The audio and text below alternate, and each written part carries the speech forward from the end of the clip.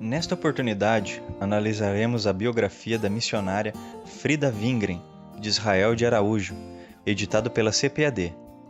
O livro contém 180 páginas e o seu preço está atualmente entre R$ 20 e R$ 25. Deixaremos na descrição deste vídeo os links das editoras, das livrarias ou lojas onde você poderá encontrá-lo. O biógrafo, Israel de Araújo, é graduado em Teologia pelo IBAD, Instituto Bíblico das Assembleias de Deus em Pindamonhangaba, e é pesquisador da história da Assembleia de Deus no Brasil desde 1980. Além deste material, Israel de Araújo também é autor dos livros Dicionário do Movimento Pentecostal e 100 Mulheres que Fizeram a História na Assembleia de Deus no Brasil. O livro Frida Wingren trata-se de uma biografia desta missionária pentecostal, esposa do famoso pioneiro Gunnar Wingren. Frida Wingren nasceu em 9 de junho de 1891, em Jaslevad, distrito de Västernorrlands, no norte da Suécia. Os pais de Frida, Jonas Strandberg e Cristina Margareta, eram crentes luteranos e a criaram em ambiente cristão. Frida, desde criança, já se envolvia com os trabalhos na igreja.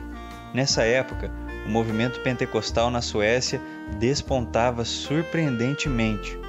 Foi em 1910 que a Igreja Filadélfia, em Estocolmo, dirigida pelo pastor Levi Petrus, se tornou conhecida em toda a Europa. Logo na juventude, a chamada para o campo missionário lhe era muito clara, e Frida começou a se preparar para isso, fazendo cursos, estágios e trabalhando arduamente em hospitais, inclusive como chefe da seção de enfermaria em um dos hospitais em que trabalhou. Em 12 de junho de 1917, chegava a Nova York, para dali direcionar-se para o campo missionário. A respeito disso, Frida afirmou: "Ao Senhor aprouve libertar uma alma amarrada e dar asas, por meio das quais eu, com júbilo e gratidão, pude me elevar em direção ao Deus vivo. Após algum tempo ficou claro para mim que o Senhor me chamara para o Brasil, e agora Ele abriu o caminho para lá. Estou indo para ensinar as maravilhas de Jesus Cristo. Glória a Deus." Frida chegou ao Brasil, em Belém do Pará, no dia 17 de julho do mesmo ano. Foi lá que ela conheceu o também missionário Gunnar Wingren, o qual se tornaria posteriormente seu esposo. Gunnar Wingren já estava no Brasil desde 1910, sendo, junto de Daniel Berg, o primeiro missionário sueco a chegar ao Brasil.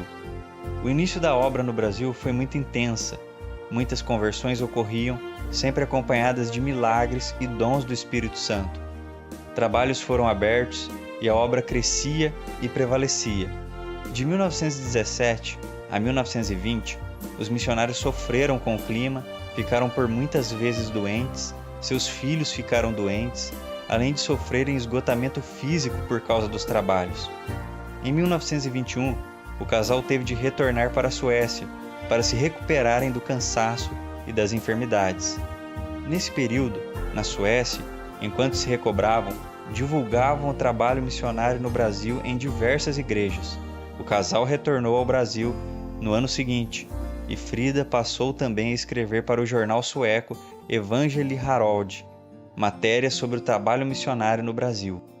Em 1924, após um intenso trabalho no Pará, o casal mudou-se para o Rio de Janeiro. E no Rio de Janeiro, Frida, além de ajudar o seu esposo nas pregações, visitas, direções de cultos e batismos, era responsável por todos os trabalhos evangelísticos na região. Em um dos batismos realizados na Praia do Caju, foram aproximadamente 72 novos convertidos batizados. 2 jornais foram criados nesse período, o Som Alegre e o Boa Semente, nos quais Frida era um de seus colaboradores, redigindo matérias, estudos e poemas. Frida também tinha uma habilidade especial para a composição. Seu profundo conhecimento das Escrituras e sua ardente paixão pelo Senhor e pelas almas perdidas fez com que ela escrevesse hinos inesquecíveis, dos quais aproximadamente 26 foram adicionados ao Inário Pentecostal. Entre 1927 e 1929, houve um grande despertamento no Rio de Janeiro. Muitas conversões e milagres ocorriam nos cultos e reuniões. Diversas portas se abriram para o Evangelho, e o casal Wingren iniciou um trabalho de evangelização na casa de detenção no Rio de Janeiro. Em 1931, em um dos batismos realizados pelo casal, contava-se aproximadamente 131 novos convertidos. Contudo, não eram só de flores o caminho que os missionários trilhavam. As constantes enfermidades e cansaço físico os acompanhavam, ao ponto de perderem um de seus filhos, a pequena Gunvor, que falecera aos 3 anos de idade. No ano de 1932, Gunnar Wingren também ficou muito doente, e foi necessário que passasse a direção da igreja no Rio de Janeiro a outro missionário sueco, Samuel Nistrom. A igreja contava com mais de 2.000 membros nesse período. No mesmo ano, os Wingren retornaram à Europa, primeiramente à Dinamarca e posteriormente à Suécia. Foi em 1933 que Gunnar Wingren faleceu, deixando esposa e filhos aos 53 anos de idade. Após a morte do esposo e após recobrar sua própria saúde, Frida ainda intentou retornar ao Brasil, mas não conseguiu.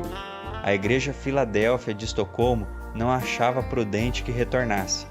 Por volta de 1936, Frida também adoeceu gravemente, e após algumas internações de longo período, primeiramente no Hospital Beckomberga e depois em Karolinska, Frida se encontrava muito anêmica por causa de um câncer no estômago.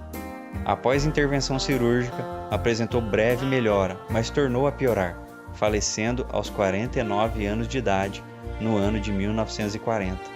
E embora esta faceta não seja tão enfatizada na história da Assembleia de Deus no Brasil, é fato que Frida e o marido sofreram muito por parte dos próprios missionários suecos. Samuel Nistrom e outros missionários não aceitavam que mulheres ocupassem função de liderança na igreja brasileira. A biografia também sugere que Frida, após a morte do marido, sofreu um abandono por parte da igreja sueca. Desta forma, findou-se aqui na terra o trabalho de uma das mulheres mais extraordinárias que pisou o solo brasileiro, missionária, fervorosa, intensa e apaixonada pela vinha do Senhor, sem reconhecimento pelos homens, mas reconhecida com certeza nos céus. Essa é a nossa indicação. Frida Wingren, de Israel de Araújo, editado pela CPAD. Que você possa adquirir o livro e desfrutar de uma boa leitura. Amém.